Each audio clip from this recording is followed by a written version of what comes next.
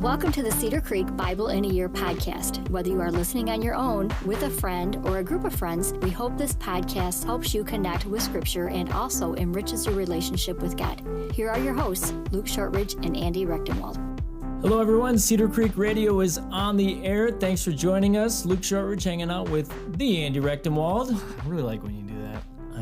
It's so cool. I do what I can, my friend. I know you Prop do. you up. I know you do. We also have silent producer Eric. Mm-hmm. Okay, so Andy, we are in the book of Mark. Yes, specifically, we we're are. going to look at chapters 5 through 8 today. And we're doing a little bit of an intensive study. What a great book Mark is. It's a great book. But we've handed you the reins, and we're letting you kind of do this introductory fun trivia thing. Yeah, because Mark was the first gospel that was written, but it's also the fastest gospel we read, right? He's really fast-paced. It's only 16 chapters. Yeah, it's only 16 chapters, 15 and a half-ish if you don't count the last part of 16. We'll get to that later. We'll get to it. We'll get to it. So fast, I did some trivia about speed. Love it. Bring So it I think on. it's going to be great. Question 1, what is speed? How do you measure it? What's the equation for speed? Oh my gosh. It's Now wait, before we continue. Times velocity. Mass times velocity? Are you serious? Hold up, 1 second. These questions were taken from Physics for Kids. So, Oh, great. question 1, how do you measure speed? Miles That has per nothing to do hour? with mass. Miles per hour. Okay, what is miles per hour? It is a blank over a blank. Mass over inertia. I said it's nothing. No. Oh, man. Okay, it rhymes with schmistance Distance. over schmime. The amount of distance you cover over a period of time is speed. That's question 1. 0 for 1 is Luke Shortridge. Number 2. These questions stink. Also, I forgot to write down the answers to the last 3, so hopefully. Go ahead. Number I got 2. it. Who was the first scientist to measure speed as distance over time? Who was the first scientist, very famous scientist, had a run-in with the church? Wink, wink. The Catholic Church. Wink, wink. Marie Also, he's Curie. mentioned in a song, a very popular song. Dr. Emmett Brown. No. Oh, yeah. I'm going to say Pinky in the Brain. Galileo is the correct answer. really? 0 for 2. Okay, number 3. Galileo. What is the speed of light in your measurement has to be miles per second. Oh, gosh. Now, I forgot to write this answer down, so I have to Google it while you're thinking. Go ahead. I'll say 100,000 miles a second. You had to get it within, what did I say? 10,000 miles per second, and you're way off. It's 299,792,458 per second. So, Good thing I'm not a scientist. no, wait, I'm sorry. That's meters per second. That was a weird. I'm probably right then. You're close. What'd you say? I said 100,000 miles a Still second. wrong. It's 186,000 miles per second. Dude, I was close. You had to be within 10,000. Oh so my gosh. Wrong. Okay, number I was dang 4. close. You are 0 for 3. How fast do you need to travel? Also didn't write this answer down, totally forgot. To escape the gravitational pull of the Earth. I'm thankful at how prepared you were. 5,000, within 5,000 miles per second. Oh, I know this one off the top of my head. Okay, good. We're good. Go ahead. I'll say... To escape the gravitational pull, miles per second. I got it. Miles per hour, sorry, miles per hour. I'll say 5,000 miles an hour. I said you had to be within 5,000. So is that your final answer? Yeah. It's 25,000, so you were off by 20. You went 0 for 4. That's so embarrassing. Gosh, I feel bad for you. I feel really bad for you. Can we cut that whole section out? All right, what's up for today's podcast, Luke? All right, today we are looking at chapters 5 through 8. We're going to be in the New Living Translation. If you guys want to follow along with us, now's a good time to pull out a Bible or switch to a Bible app. We are going to have some questions along the way as well. So if you're listening by yourself and you want to journal, that's great. If you have a group of friends, you can stop the podcast and discuss. We're going to do our best to answer the questions as well. If you just want to listen along, that's great too. I said we were going to cover chapter 5. That was a lie. We're actually going to start at 6. Looks like we're going through verses 1 through 6. Here we go. Jesus left that part of the country and returned with his disciples to Nazareth, his hometown. The next Sabbath he began teaching in the synagogue, and many who heard him were amazed. They asked, "Where did he get all this wisdom and the power to perform such miracles? Then they scoffed, "He's just a carpenter, the son of Mary and the brother of James and Joseph, Judas and Simon, and his sisters live right here among us." They were deeply offended and refused to believe him. Then Jesus told them, "A prophet is honored everywhere except his hometown and among his relatives and his own family."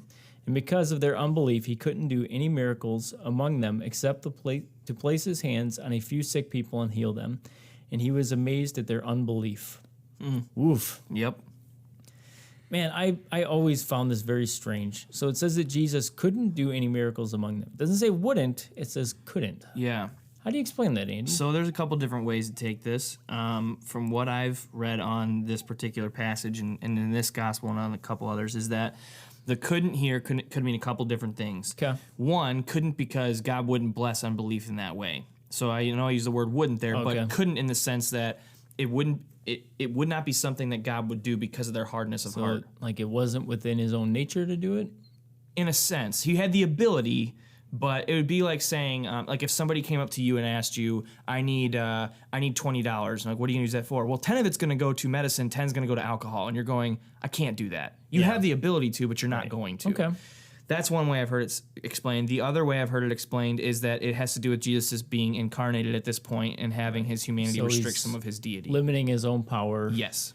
Yeah. which we don't totally understand, but somehow that is happening. Right. And obviously Jesus, throughout his childhood and stuff, he progressed. It says that they grew up in stature and wisdom, and so Right. there's obvious ties there. Honestly, I lean toward option 2. I don't fully understand it. Sure. I tend to take the text at what it says. I know that there's theological ramifications there, but if it says he couldn't do it, I feel like somehow his humanity limited him in there. Sure. I don't totally understand it, but No, me neither. that's my first inclination. Yeah, I think it's especially verse 6, and he was amazed at their unbelief. Yeah.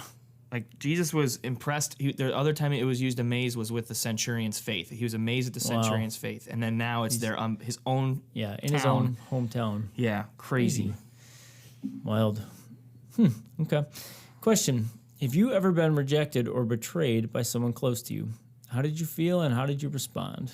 I feel like we've had this question before. Maybe it's possible. Possible. Yes, obviously. At some point in my life, I was dating somebody, and I no longer. It's not Kayla or anything. And one of my friends, one of my closest friends, while I was dating her, was trying to also get her to break up with me and date him. So yeah, I found out much later after we weren't friends anymore. So it wasn't really a betrayal at that point. Yeah. I was like, I don't care, but.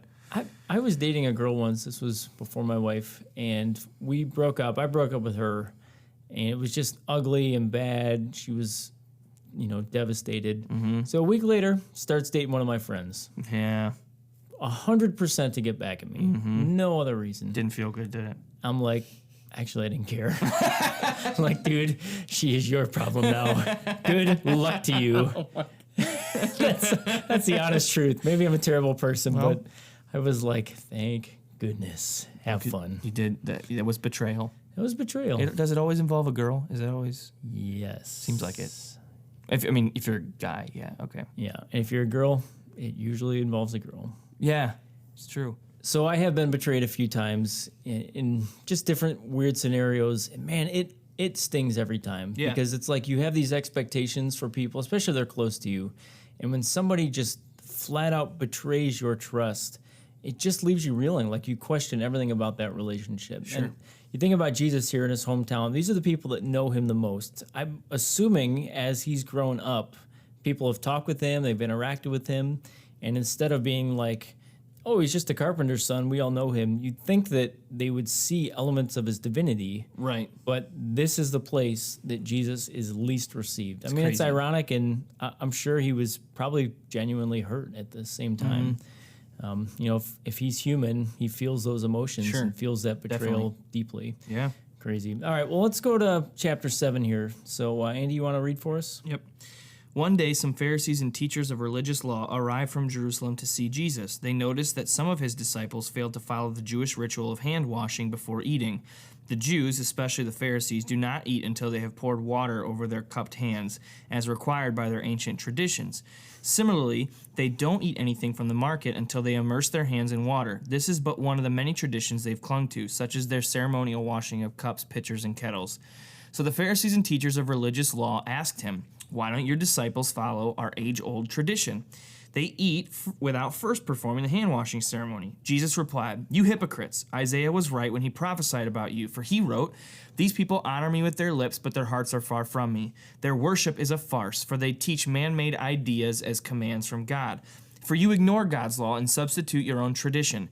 Then he said, 'You skillfully sidestep God's law in order to hold on to your own tradition. For instance, Moses gave you this law from God: honor your mother and father. And anyone who speaks disrespectfully of father or mother must be put to death. But you say it's all right for people to say to their parents, "Sorry, I can't help you, for I have vowed to give to God what I would have given to you." In this way, you let them disregard their needy parents. And so you cancel the word of God in order to hand down your own tradition. And this is only one example among many others.' Then Jesus called the crowd to come and hear. 'All of you listen,' he said, 'and try to understand. It's not what goes into your body that defiles you. You're defiled by what comes from your heart.' Then Jesus went into a house to get away from the crowd, and his disciples asked him what he meant by the parable he had just used. 'Don't you understand either?' he asked. 'Can't you see that the food you put into your body cannot defile you? Food doesn't go into your heart, but only passes through the stomach and then goes into the sewer.' By saying this, he declared that every kind of food is acceptable in God's eyes. And then he added, 'It is what comes from inside that defiles you. From within, out of a person's heart, come evil thoughts, sexual immorality, theft, murder, adultery, greed, wickedness, deceit, lustful desires, envy, slander, pride, and foolishness. All these vile things come from within. They are what defile you.'" Great job, Andy. We were in Israel a little while back. One thing that stood out to me was just the importance of hand washing, and you will still see pictures that are around all over these basins. Sure. And the Jewish people, before they eat, they will go and wash their hands, and they take their time to do it and purify themselves. You know, this was a good tradition, I would say, that it helped keep people clean, especially before there were understanding of germs and sanitary things. Right. Like, it's a good thing to do, but over time, it became regulated, and it became ritual that became law. Right. And when Jesus doesn't do this, he doesn't hold to those customs and traditions. Of course, the Pharisees are all up in arms, and they were so focused on those outer rules, and they believed that by following the rules, the law, it brought them closer to God. They were purifying outwardly, but they believed then that led to inward purity. And Jesus says not so much. He says the unclean things that you need to be worried about are actually what's in the heart, not what is outside. Definitely. My question here is, are you naturally more focused on inner purity or external rules? And then what are you doing to root out sin within you? You know, this is the external rules are so much easier to figure out and to do. True. You just do them. So for me, it's I naturally incline myself to doing things that are external. Yeah.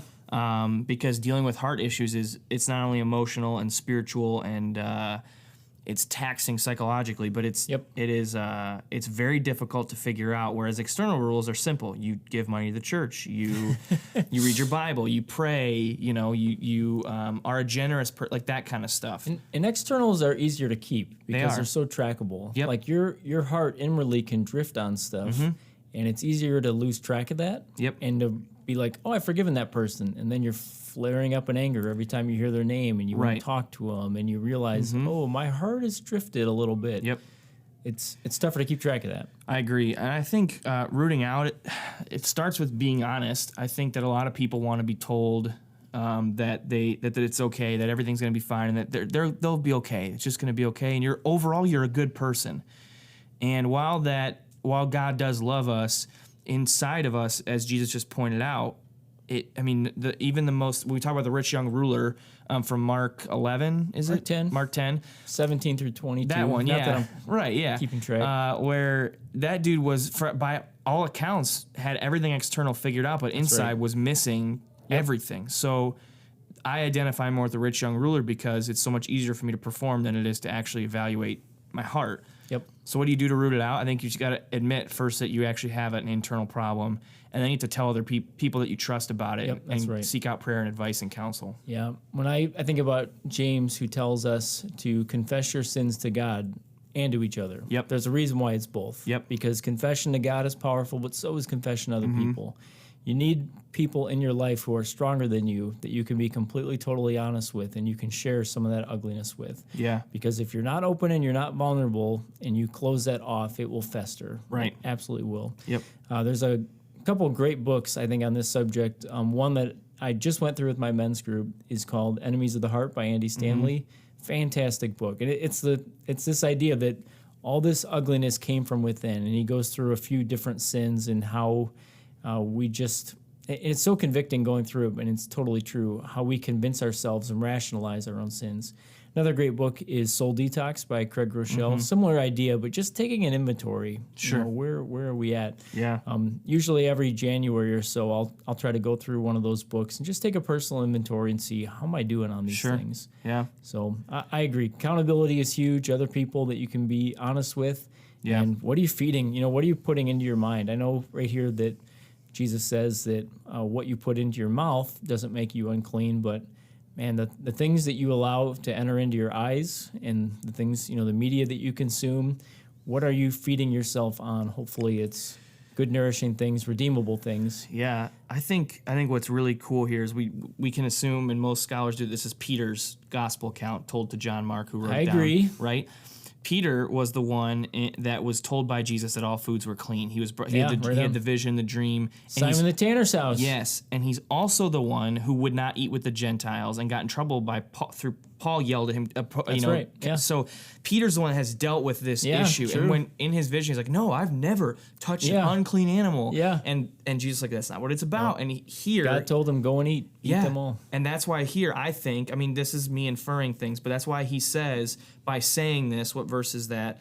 Verse 19, by saying this, he declared that every kind of food is acceptable in God's eyes. Yeah. Peter knew in and out what it was like to focus so much on external and forget about the heart issue. And so that's right. there's so much nuance here about why he chose to say, by the way, means that food is fine. We're not talking about food.